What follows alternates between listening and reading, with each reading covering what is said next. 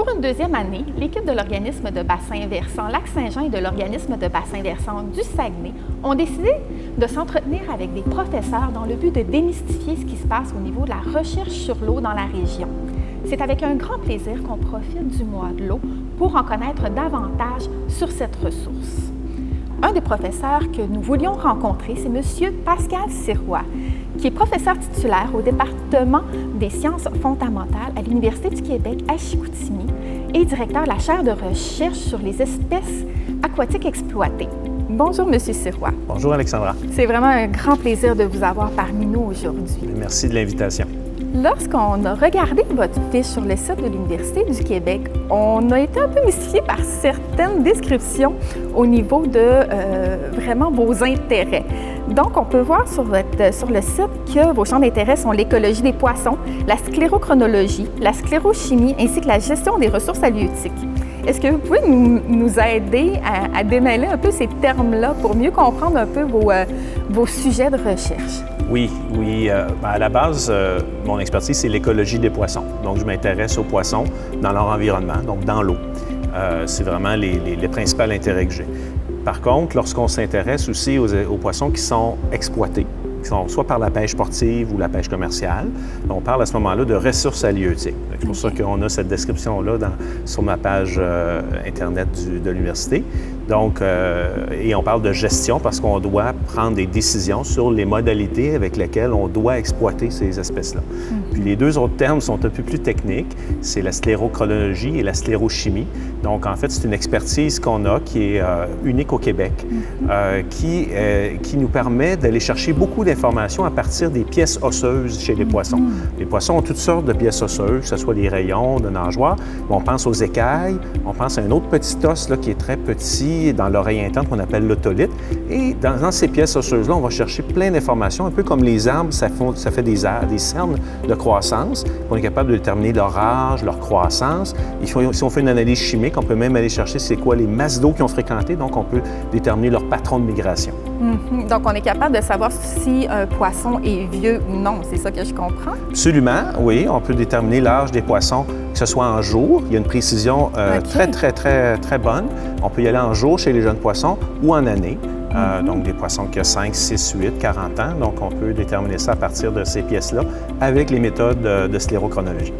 Eh wow! C'est vraiment assez fascinant comme façon de faire. Est-ce que ça serait possible de me parler de votre parcours? Qu'est-ce que vous avez fait comme études? Comment est-ce que vous en êtes devenu professeur ici à l'UQAC? Oui, bien, premièrement, pour devenir professeur d'université, on doit faire un doctorat. Donc, c'est ce que j'ai fait. Un parcours assez classique, je vous dirais, baccalauréat, maîtrise en biologie, doctorat en biologie. J'ai aussi fait une année postdoctorale, un stage postdoctoral en océanographie. Mais dans tous les cas, je me spécialisais, j'ai toujours eu un intérêt pour les écosystèmes aquatiques et les poissons. Je me suis spécialisé de plus en plus vers les poissons. Et lorsqu'il y a eu une demande à l'Université du Québec à Chicoutimi pour un spécialiste des poissons, comme on dit des fois, les planètes s'alignent. Donc, je venais de terminer mes études et j'ai appliqué et on m'a offert le poste. Et au fil des années, vous avez dû faire différents projets de recherche. Est-ce que ça serait possible de nous en parler un peu des projets de recherche que vous avez faits au fil du temps? Oui, je peux vous parler des différents projets de recherche. On en a fait de nombreux là, au fil des ans. On s'intéresse, comme je vous disais, beaucoup aux espèces pêchées par la pêche sportive. C'est des espèces qui sont moins étudiées, je dirais, de façon générale. Donc, on pense au Québec aux dorés jaunes, à l'ombre de fontaine, le touladi, les perlans arc-en-ciel. C'est toutes des espèces qui ont fait l'objet de recherches avec les étudiants, soit dans le cadre de projets de maîtrise, de doctorat, aussi dans le projet, même des fois de petits projets au baccalauréat chez les étudiants. Puis, on étudie différents plans d'eau, que ce soit dans la région ici du Saguenay-Lac-Saint-Jean, au lac Saint-Jean, sur le fjord du Saguenay et dans des divers lacs là, de la forêt boréale où on a étudié là, ces espèces-là en se posant multiples questions, mais qui ont toujours lien à leur écologie et qui ont lien aussi à nous aider à prendre des décisions pour les exploiter de façon durable. Moi, c'était les espèces aquatiques envahissantes qui me Bien, ça, j'aurais pu en parler, effectivement. C'est super intéressant. Ça, on va se pencher de plus en plus là-dessus. Là. On vient d'engager un nouveau professeur à l'UQAC, qui est peut-être une ressource pour vos prochaines années. Olivier Morissette, qui est un spécialiste des poissons aussi. Puis lui, il est spécialisé. Là. Il était à Québec sur l'équipe de lutte contre la carpe asiatique. Puis là, il s'en vient dans la région comme professeur à l'UQAC, puis il va s'attaquer à ces questions-là, là, des espèces aquatiques envahissantes. On sait qu'il y a de la chigan qui est arrivée, qui est maintenant dans le Saguenay. Il y a du brochet qui a été mis dans le lac Otis. Il y a toutes sortes de petites invasions, là, pas toujours intéressantes, pas toujours chic. Là. C'est souvent des gens qui amènent les poissons là, dans les systèmes. Fait que ça, c'est un petit peu fâchant, mais on va essayer de voir les impacts, les effets que ça a là, sur les autres espèces qui sont indigènes puis les écosystèmes qu'on a là. Parce qu'actuellement, on est quand même assez protégé pour le moment, mais il ne faudrait pas que ça rentre dans nos cours d'eau. C'est assez protégé, mais de voir l'ampleur d'invasion juste un petit peu au sud, il ne faut pas être naïf et penser qu'il ne se passera rien. Non, ça s'en vient. Là. Puis, comme je dis là, déjà, de la chigan, ça a été mis par des gens au lac des Habitants, à la marche. Puis on ne sait pas qui, on ne sait pas quand, mais on sait qu'il est rendu au pied des barrages au Saguenay. Ça se promène. Là. Donc, une fois que ça rentre dans un système, puis là, on parle de poissons, mais il y a des crustacés qui peuvent arriver. Donc, il y a beaucoup, je pense, de travail. Et je pense que vous allez avoir beaucoup de travail dans les OBV pour éduquer, parler de ça aux gens, c'est sûr. Puis je sais qu'il y a des projets là, de lavage, de stations de lavage, quand les gens vont rentrer dans la région. Je ne passe pas encore au point, mais je sais que ça se discute de plus en plus. On en a quelques-unes qui sont présentes autant au niveau du Saguenay qu'au lac Saint-Jean. On a des journées de sensibilisation aussi qui vont avoir lieu au cours du mois, justement pour apprendre aux gens à bien laver leur bateau, à ne pas utiliser les poissons à pas et tous des éléments comme ça pour essayer que justement cette problématique-là ne rentre pas dans nos cours d'eau. Mais bon, il va rester une frange résistante quand même. On sait très bien, là, les poissons à pas, là, quand ils ont été interdits définitivement, c'est en 2017. Moi, j'avais réagi, j'avais écrit une lettre dans les journaux pour dire que c'était nécessaire de faire ça au plus vite possible. Puis il y a des gens qui ont répondu en disant qu'on ne savait pas de quoi on parlait. Puis c'est ça. Donc, il va toujours avoir une frange résistante. Et ces recherches-là que vous faites, concrètement, c'est quoi leurs impacts? Ce qui nous motive beaucoup, là, c'est d'aider les organismes qui gèrent les pêches de prendre les meilleures décisions possibles au niveau des limites les limites de capture, les tailles à la capture, les périodes de pêche. Donc, les décisions qu'on peut prendre pour assurer que les poissons vont être là pour les prochaines générations, bien, nous, on aide à comprendre l'écologie des poissons pour prendre les meilleures décisions. Donner un exemple très simple, on va essayer d'éviter d'aller exploiter les poissons pendant qu'ils sont sur leur site de reproduction. Donc, de connaître ces lieux de reproduction-là, les périodes à laquelle ils se reproduisent, tout ça, bien, c'est des informations importantes qui permettent ensuite aux gestionnaires de prendre d'établir les meilleures règles de pêche. OK. Et est-ce que c'est des recherches qui se font plus sur le terrain, en laboratoire ou dans les deux cas?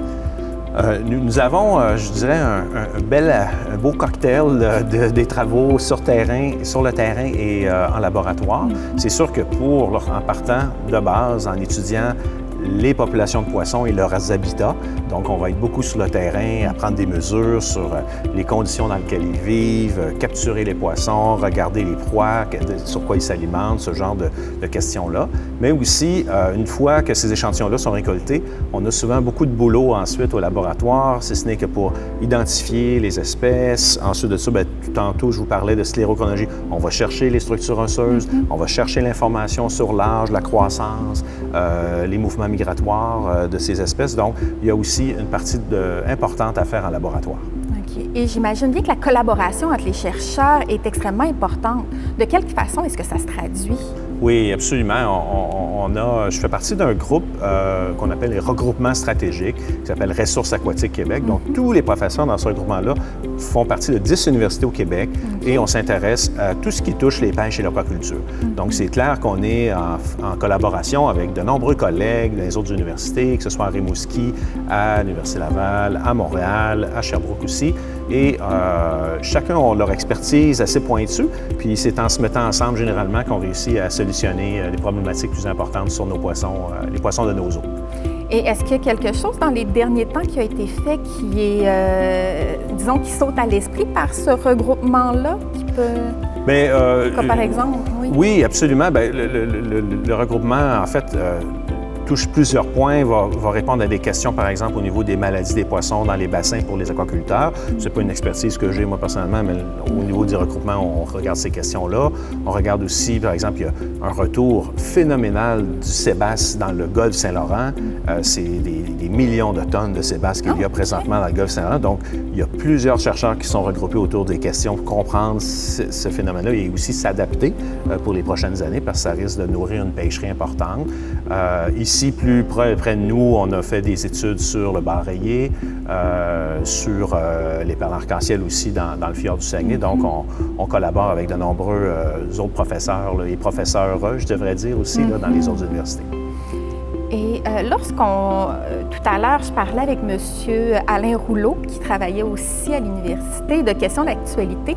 Récemment, ici, on a eu la fête de la pêche, la fin de semaine du 4, 5 et 6 juin. Oui.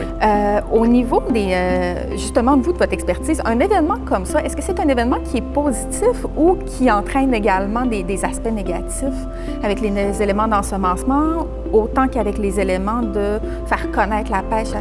Bien, de façon générale, j'aurais plutôt tendance à dire que c'est très positif, là, bien qu'il y a certains points sur lesquels on peut mettre des nuances, mais je pense que l'idée, en arrière de la fête de la pêche, c'est de faire connaître nos ressources, de faire connaître les ressources de poissons qu'on a dans nos eaux, faire aimer aussi la pêche aux plus jeunes générations.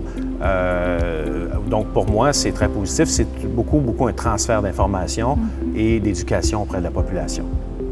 Parfait, bien, merci beaucoup.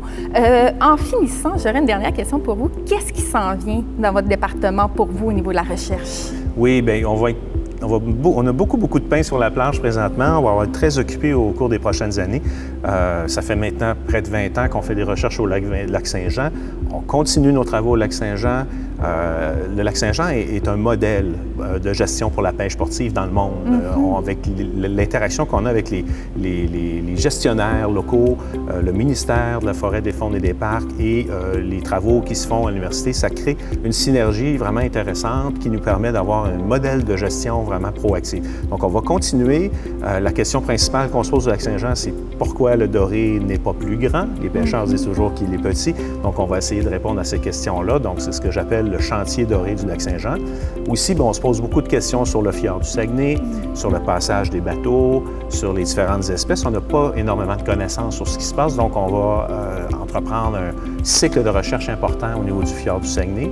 Et finalement, on vient de renouveler aussi la chaire de recherche à l'échelle provinciale. Donc, on va avoir de nombreux travaux un peu partout à l'échelle de la province sur les aménagements qui se font pour les populations de poissons, sur les taux d'exploitation, de nombreuses questions qui vont se faire avec les autorités gouvernementales pour pouvoir répondre à ces questions-là et proposer des solutions pratiques et durables pour l'exploitation de nos poissons.